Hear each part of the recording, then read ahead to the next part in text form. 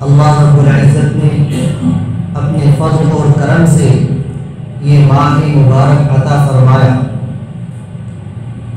اللہ تبارک و تعالی نے رمضان کے مقدس مہینے میں کئی عبادتیں مسلمانوں پر فرض فرمائی ہیں۔ ان میں سے سب سے اہم عبادت روزہ ہے، جس کا مقصد انسان کو پاکیزہ بنانا ہے۔ اور بھی دوسری عبادتیں رمضان کے مہینے میں فرض کی گئی ہیں، جیسے صدقۃ الفطر، اور کچھ عبادتیں نفل ہیں لیکن ان کا ثواب بھی فرض کے برابر، اور اللہ تبارک و تعالیٰ نے ان پر مغفرت کا وعدہ فرمایا، جیسے تراویح کی نماز ہے۔ اسی طرح زکوٰۃ بھی رمضان کے مقدس مہینے میں ادا کی جاتی ہے، لیکن رمضان کے مہینے میں ادا کرنا لازم اور ضروری نہیں، کیونکہ زکوٰۃ کا مسئلہ یہ ہے کہ جب سال پورا ہو جائے تو زکوٰۃ واجب ہو جاتی ہے، اور زکوٰۃ کے لیے چاند کے مہینوں سے حساب لگانا چاہیے۔ چاند کے اعتبار سے جب سال پورا ہو جائے گا تو زکوٰۃ فرض ہو جائے گی۔ البتہ رمضان کے مہینے میں ادا کرنے سے زیادہ ثواب ملتا ہے۔ رمضان کے مہینے میں ایک فرض کو ادا کرنے سے 70 فرضوں کے برابر اللہ رب العزت ثواب عطا فرماتے ہیں۔ لیکن آج کل مسلمان زکوٰۃ کی ادائیگی کے اندر بہت کوتاہی کرتے ہیں، اور یہ تصور کرتے ہیں کہ زکوٰۃ کو ادا کرنے سے مال کے اندر کمی آ جائے گی، جبکہ میرے اور آپ کے آقا محمد عربی صلی اللہ علیہ وسلم کا ارشاد گرامی ہے، ما نقص مال عبد من الصدقہ، کہ صدقہ اور زکوٰۃ دینے سے مال کے اندر کمی نہیں آتی ہے۔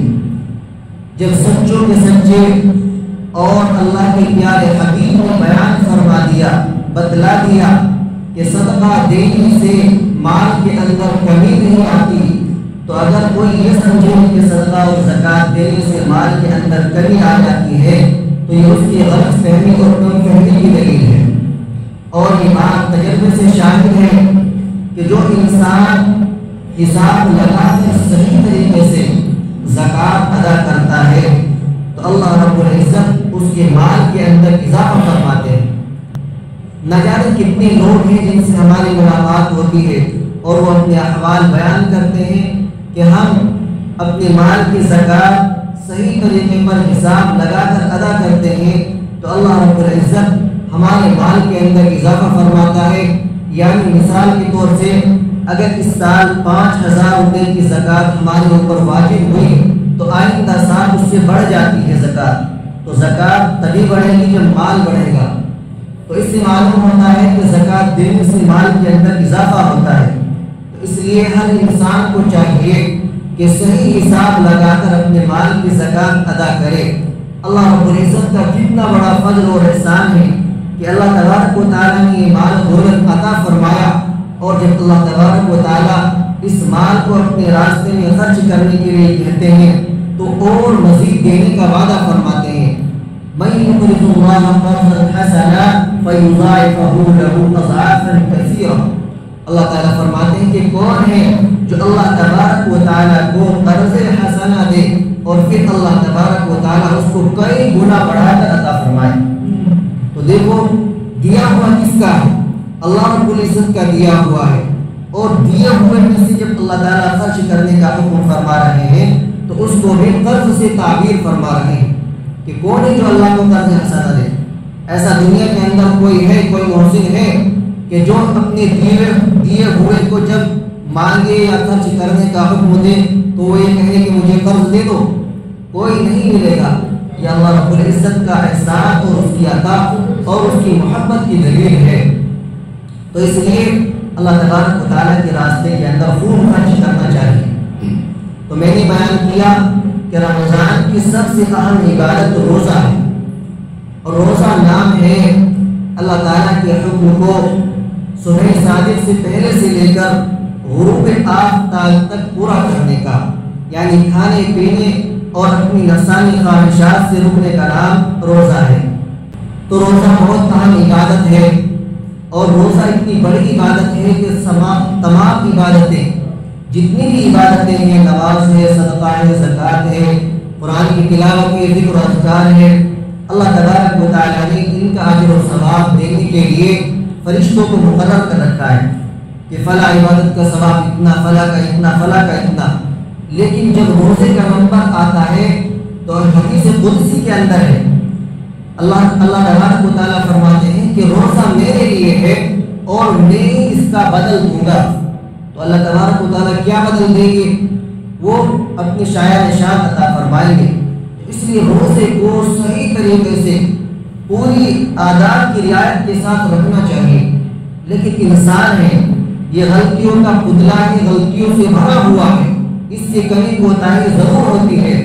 تو چونکہ روزے کے اندر بھی، روزے کے دوران کمیوں کا ہونا لازمی اور ضروری ہے۔ جو بڑی چیزیں ہیں یعنی کھانا پینا، نفسانی خواہشات سے رکنا، ان سے تو رکا جا سکتا ہے، لیکن لغو کلام، فضول مصروفیات، نامناسب گفتگو سے بچنا یہ بہت مشکل ہے، تمام انسان اس سے نہیں بچ پاتے۔ تو اس لیے شریعت مطہرہ نے رمضان کے ختم پر گویا روزے کی زکوٰۃ کے طور پر صدقۃ الفطر کو لازم قرار دیا ہے۔ اللہ کے رسول علیہ السلام کا ارشاد گرامی ہے، حضرت عبداللہ بن مسعود رضی اللہ تعالیٰ عنہ فرماتے ہیں کہ رسول اللہ صلی اللہ علیہ وسلم نے صدقۃ الفطر کو لازم قرار دیا ہے، جو روزے دار کے لیے لغو اور بے حیائی کی باتوں سے پاکیزگی کا ذریعہ ہے، اور امت کے مساکین کے لیے کھانے کا انتظام ہے۔ جو انسان اس کو عید کی نماز سے پہلے ادا کرے تو یہ مقبول زکوٰۃ ہوگی، اور جو اس کو عید کی نماز کے بعد ادا کرے تو یہ عام صدقات میں سے ایک صدقہ ہوگا۔ حدیث کے اندر دو باتیں بیان کی گئی، صدقہ فطر کے لازم ہونے کی دو باتیں بیان کی گئی۔ پہلی بات ہے کہ جو روزے کے اندر کمی کوتاہی ہوئی اس کی تلافی ہو جائے، اور دوسری ہے کہ امت کی جو مساکین ہیں، غربا ہیں، ان کے لیے بھی عید کے دن کھانے پینے کا انتظام ہو جائے۔ اللہ کے رسول علیہ السلام نے ارشاد فرمایا، اغنوہم عن السواد فی ھذا اليوم، کہ امت کی مساکین پر عید کے دن اتنا خرچ کرو کہ وہ عید کے دن دوسروں سے سوال کرنے سے بے نیاز ہو جائے، اور تاکہ وہ بھی دوسرے لوگوں کے ساتھ عید کی خوشی کے اندر شریک ہو سکیں۔ صدقۃ الفطر کس پر واجب ہے؟ جو انسان ضرورت سے زائد اور اسی طرح قرض سے زائد نصاب کے بقدر مال کا مالک ہو، اس پر صدقہ فطر واجب ہے۔ جو زکوٰۃ کا نصاب ہے وہی صدقہ فطر کا نصاب ہے، یعنی 52.5 تولہ چاندی یا 7.5 تولہ سونا، یا اگر اتنا نہ ہو تو کچھ روپیہ پیسہ ہے یا تجارت کا سامان ہے، ان سب پر زکوٰۃ اور فطرہ واجب ہوتا ہے۔ البتہ اس میں دو فرق ہیں، زکوٰۃ کے لیے مال نامی ہونا شرط ہے، یعنی بڑھنے والا مال، اور اس پر سال کا گزرنا ضروری ہے، لیکن صدقہ فطر کے لیے نہ مال نامی ہونا شرط ہے اور نہ ہی سال کا گزرنا شرط ہے، بلکہ صدقہ فطر کے لازم ہونے کا جو وقت ہے وہ عید الفطر کی صبح صادق ہے۔ جو انسان عید الفطر کی صبح صادق کو نصاب کے بقدر مال کا مالک ہوگا، اس پر صدقہ فطر واجب ہے، چاہے پہلے وہ مالدار تھا یا غریب تھا۔ اگر کوئی انسان عید الفطر کی صبح صادق سے پہلے ہی مالدار ہوا، اس پر بھی صدقہ فطر واجب ہے۔ صدقہ فطر جیسے بڑوں پر واجب ہے، ایسے ہی چھوٹوں پر بھی واجب ہے۔ نابالغ اولاد کی طرف سے اس کے باپ پر واجب ہے۔ اگر نابالغ اولاد صاحب نصاب ہے، مالدار ہے، تو اس کے مال میں سے ادا کرے، اور اگر ان کے پاس کوئی مال نہیں ہے تو باپ اپنے مال میں سے ادا کرے گا۔ اسی طریقے سے اگر کوئی بچہ یا بڑا کم عقل یا پاگل ہے تو اس پر بھی صدقہ فطر واجب ہے، اس کے اولیاء صدقہ فطر ادا کریں گے۔ اگر وہ مالدار ہے تو اس کے مال میں سے ادا کریں گے، اگر وہ مالدار نہیں ہے تو اپنے مال میں سے ادا کریں گے۔ صدقہ فطر کی مقدار جو ہے وہ تقریباً 2.25 کلو گیہوں یا تقریباً 3.25 کلو جو یا 3.25 کلو کھجور یا 3.25 کلو کشمش. یہ 4 اجناس ہے جن کی مقدار حدیث کے اندر بیان کی گئی ہے. اگر ان 4 اجناس سے صدقہ فطر ادا کرنا ہے تو ان کی مقدار یہ ہوگی. البتہ اگر کوئی پیسے دینا چاہے تو ان کی مقدار کے جو پیسے بیٹھتے ہیں وہ بھی دے سکتے ہیں. یا اگر کوئی انسان ان کے علاوہ کوئی اور چیز صدقہ فطر میں دینا چاہے، مثلا کوئی انسان چاول کے ذریعے سے صدقہ فطر ادا کرنا چاہے تو اس میں مقدار نہیں ہوگی، بلکہ تقریباً 2.25 کلو گیہوں یا تقریباً 3.25 کلو کھجور کی جو قیمت ہوگی، اس قیمت میں جتنے چاول آ سکتے ہیں وہ صدقہ فطر میں دیے جا سکتے ہیں. تو صدقہ فطر ہر انسان کو ادا کرنا چاہیے. اگر کوئی انسان سفر میں ہے تو اس پر بھی اگر وہ صاحب استطاعت ہے صدقہ فطر ادا کرنا واجب ہے. جو بچہ ابھی تک پیدا نہیں ہوا، وہ حمل میں ہے، اپنی ماں کے پیٹ میں ہے، اس پر صدقہ فطر واجب نہیں ہے. اسی طرح جو انسان اس دنیا فانی سے جا چکے ہیں، اس دنیا فانی سے ان کا انتقال ہو گیا، ان کی طرف سے بھی صدقہ فطر واجب نہیں ہے. اور صدقہ فطر دینا کس کو ہے؟ جس کو زکوٰۃ دی جاتی ہے اسی کو صدقہ فطر دیا جائے گا. یعنی مسلمان فقیر مسکین غریب کو صدقہ فطر دیا جائے گا، غیر مسلم کو صدقہ فطر اور زکوٰۃ دینا جائز نہیں. اسی طرح مسجد کے اندر یا قبرستان کے اندر صدقہ فطر دینا اور زکوٰۃ دینا جائز نہیں. ہمارے بہت سے بھائی جو ہیں وہ لا علمی کی وجہ سے مسجد کے اندر زکوٰۃ دے دیتے ہیں، یا بغیر تحقیق کیے کسی مالدار کو یا کسی غیر مسلم کو زکوٰۃ اور صدقہ فطر دے دیتے ہیں، تو یہ درست نہیں. اگر کسی نے مسجد کے اندر زکوٰۃ یا صدقے کا فیصلہ دیا تو وہ ادا نہیں ہوگا. اسی طرح اگر غیر مسلم کو دے دیا وہ بھی ادا نہیں ہوگا، کسی مالدار کو دے دیا وہ بھی ادا نہیں ہوگا. تو زکوٰۃ اور فطرہ ان 2 چیزوں کے لیے تحقیق کرنا ضروری ہے کہ جس کو ہم دے رہے ہیں وہ مسلمان غریب ہے یا نہیں.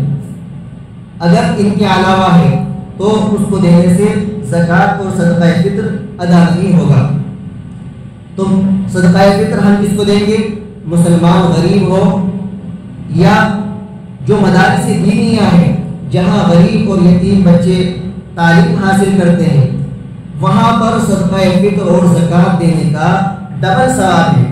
ایک تو صدقہ فطر کی ادائیگی کا ثواب ہوگا، دوسری اشاعت دین کا ثواب ہوگا کہ ہماری زکوٰۃ اور صدقے کے ذریعے سے دین کی اشاعت ہوگی، دین پھیلے گا، بچے دین کی تعلیم حاصل کریں گے اور وہ اپنی نسلوں میں اور دوسرے لوگوں کو دین کی باتیں بتائیں گے. تو یہ اسلام کے پھیلنے کا ذریعہ ہوگا. اس لیے صدقہ فطر مدارس کے اندر دینا یہ دوہرے ثواب کا باعث ہے. تو اگر ہو سکے تو مدارس کے اندر بھی دیا جائے، اور اگر اپنے قریب کے اندر رشتہ داری کے اندر کوئی غریب ہے تو تحقیق کر کے اس کو دینا بھی ڈبل ثواب ہے. ایک قربت کا ثواب ہے، دوسری صدقہ فطر اور زکوٰۃ کی ادائیگی کا ثواب ہے. اللہ تبارک و تعالیٰ ان باتوں پر عمل کرنے کی توفیق عطا فرمائے. وما علینا